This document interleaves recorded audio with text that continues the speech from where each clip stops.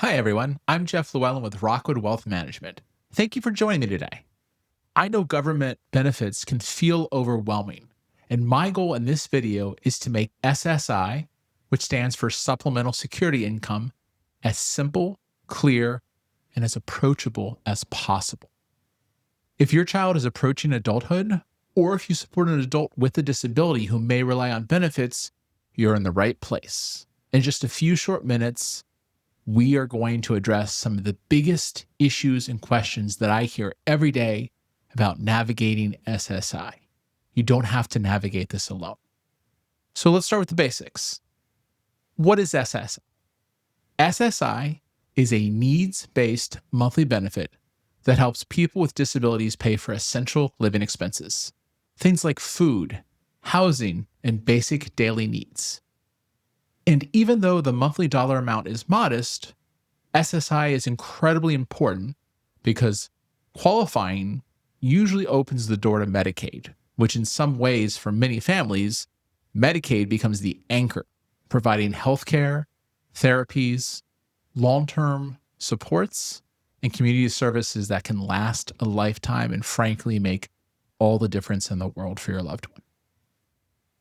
To qualify, your child must meet Social Security's definition of disability.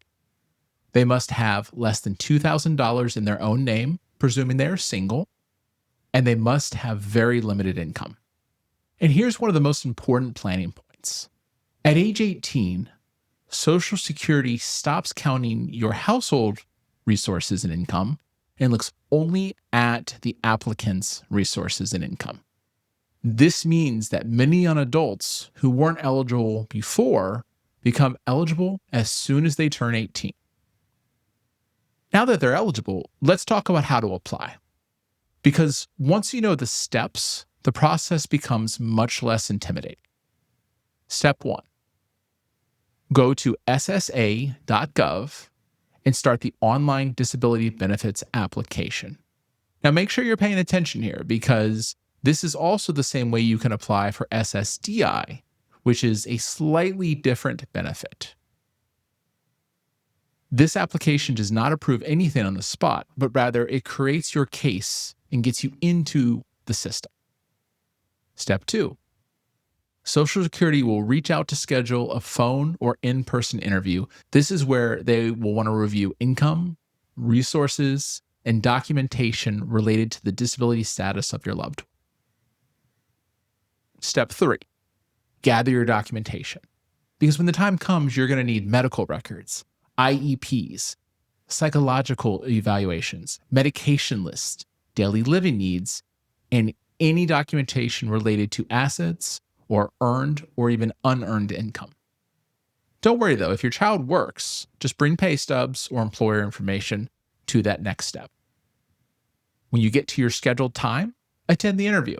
Again, this interview might be in person at the local office or could be done over the telephone virtually from your home.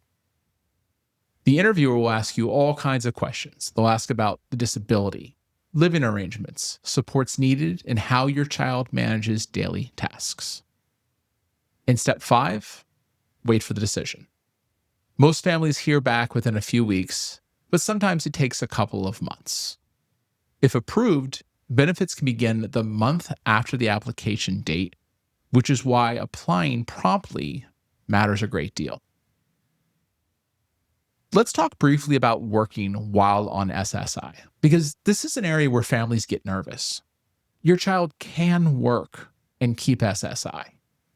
Social Security ignores the first $85 earned each month and then reduces the benefit by $1 for every $2 they earn after that. A part-time job almost never eliminates SSI. It just reduces the eligibility and the total payment. Working actually is super valuable beyond the income, strengthens independence, and builds long-term confidence for your loved one. Now, I also want to address a topic that confuses almost every family during this application process, and that's housing and what happens if your adult child lives at your home. If your child lives with you and you provide free food or free shelter or both, Social Security considers that in-kind support and maintenance. ISM can trigger up to a 1/3 reduction in your child's monthly SSI payment. If your child is not paying their fair share of rent and/or food cost, Social Security sees that as financial help. They assume that because you're covering some of the basics, your child does not need the full SSI amount. So they correctly reduce the benefit, usually by a flat 1/3, though sometimes by a calculated amount depending on the exact nature and value of the supports provided. This reduction surprises a lot of families because providing a loving home shouldn't feel like a penalty, but the reason behind the rule is that SSI is intended to cover essential living expenses. If someone else is covering those costs for the applicant, Social Security just simply adjusts the benefit accordingly. The good news, though, is that there are several ways to handle this, and none of them are complicated. The first option is to simply accept the reduction. Some families choose this option because it's easy and does not require changing anything about the living arrangement or further paperwork. The second option is for your child to pay you their fair share of rent and food costs. This can prevent the reduction entirely. The money can come from their SSI benefit, from an ABLE account, or from earned income if they are working. You treat that money like any other household contribution. A third option, and this is important, is to have their food expenses separated from their housing expenses. If your child buys their own groceries from their SSI check or ABLE account and only receives housing from you, the reduction may be smaller or avoided depending on how Social Security evaluates the value of the total support that you offer. And there's also a fourth option. If your child receives support from a special needs trust, there are careful rules around how trust distributions for food or shelter can impact SSI. This is an area where advanced financial planning and coordination really matter and have a big impact. When done correctly, trusts and ABLE accounts can work together to preserve benefits and still create a meaningful quality of life. No matter which approach or which option you choose, there is no right or wrong one. It's simply about understanding the rules and choosing the path that best fits your family goals. Now, let's talk about the most common mistakes that disrupt SSI, because these challenges are almost always unintentional.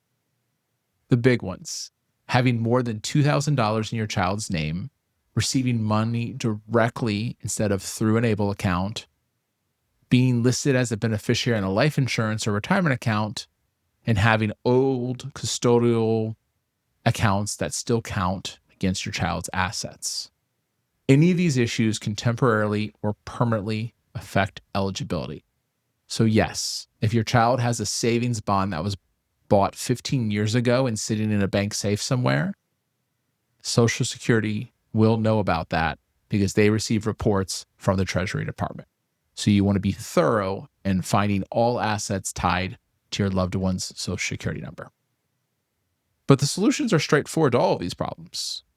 You can use an ABLE account for spending money, for small gifts, and for earnings.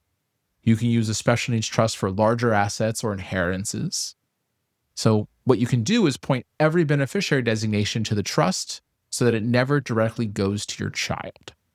And always keep Social Security updated on income or on changes to living arrangements. And here's my closing thought. There are planning tools, legal strategies, and thoughtful systems designed specifically to help families such as yours create long-term stability and peace of mind. If this video helped give you some clarity, share with another parent or professional who could benefit from the knowledge. And if you want to learn more about our financial planning practice, where we work exclusively with families with loved ones with special needs, check us out online at www.rockwoodwealth.com/SNFP, which stands for Special Needs Financial Planning.